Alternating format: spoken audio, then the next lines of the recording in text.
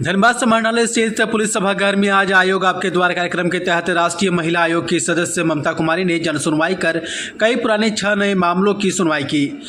उन्होंने सभी मामलों के त्वरित निष्पादन का निर्देश दिया है। बाद में पुलिस प्रशासनिक अधिकारियों के साथ बैठक कर मंडल कारा, वन स्टॉप सेंटर, वृद्धाश्रम और सदर अस्पताल के सुदृढ़ीकरण पर निर्देश दिए। वहीं तलाक के बढ़ते मामले पर चिंता जताते हुए उन्होंने जल्द ही सभी जिलों में प्री मैरिज काउंसलिंग सेंटर खोलने की घोषणा की। वहीं घरेलू हिंसा, दहेज प्रताड़ना पर भी चिंता जाहिर करते हुए महिलाओं को अधिकारों के प्रति जागरूक करते हेतु जागरूकता कार्यक्रम चलाने का सुझाव दिया। मौके पर कई वरिष्ठ प्रशासनिक व पुलिस अधिकारी मौजूद रहे।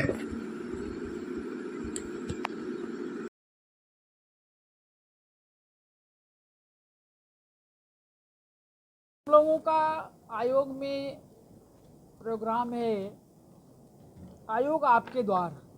ये सिर्फ यहाँ नहीं आया गया, पूरे देश में आयोग आपके द्वार कार्यक्रम के तहत जिला में जाकर वहाँ के केस को देखना, उनकी बातें सामने एसएचओ आयोग के साथ बैठकर, जिला के अधिकारी के साथ बैठ के उसका निष्पादन करना। इसमें यहाँ 55 केस थे जिसकी एक एक करके सुनवाई हुई और 6 नए केस आए जिसमें कि ऐसा भी सूचना था, सबों को प्री सूचना दिया गया था कि आप पहले उसमें जो आज तक नहीं भेजे हैं आयोग में केस, उनकी भी सुनवाई होगी। ऐसे केस 6 थे। ज़्यादातर मामले कैसे देखे गए, किस प्रकार के? जहां धनबाद की बात मैं करूं तो यहां पर साइबर क्राइम के केस और घरेलू हिंसा, दहेज प्रताड़ना, ऐसे केस ज़्यादा मिले हैं।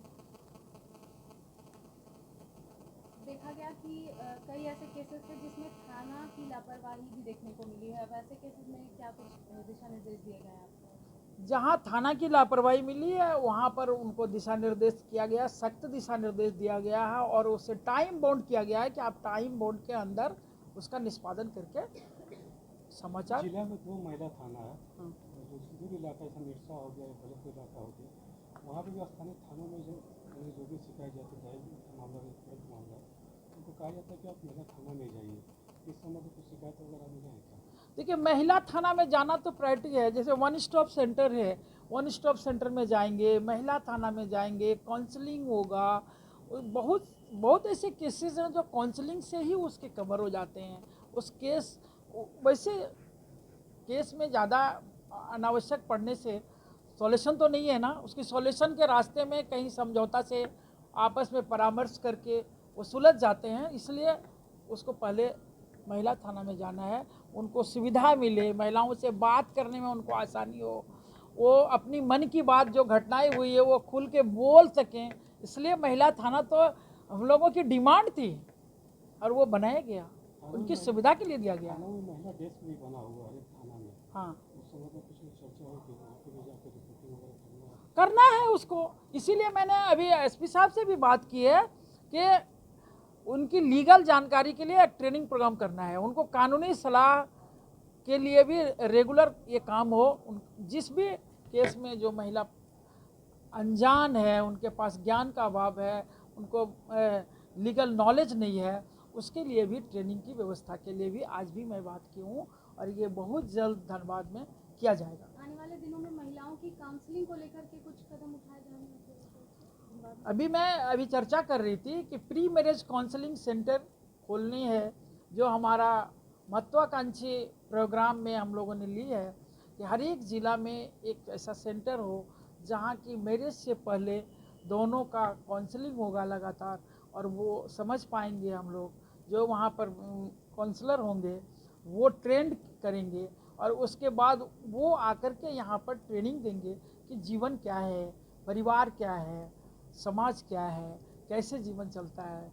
उनकी ट्रेनिंग के बिना ये जो अभी मैं देख रही हूँ घटनाएं कि शादी कर लिए कुछ दिन बाद दोनों अलग थलग पड़ते हैं, इससे आयोग एक नया चिंतन के साथ आना चाहती है देश में और ये बहुत ही सुंदर होगा, ऐसी मेरी कल्पना है। सदर अस्पताल में कम्युनिकेशन आपने किया था, वहाँ पर क्या कुछ? सदर अस्पताल में बहुत कमियां पाई गई हैं, वन स्टॉप सेंटर में भी कमियां पाई गई कि बिल्डिंग अपना नहीं है।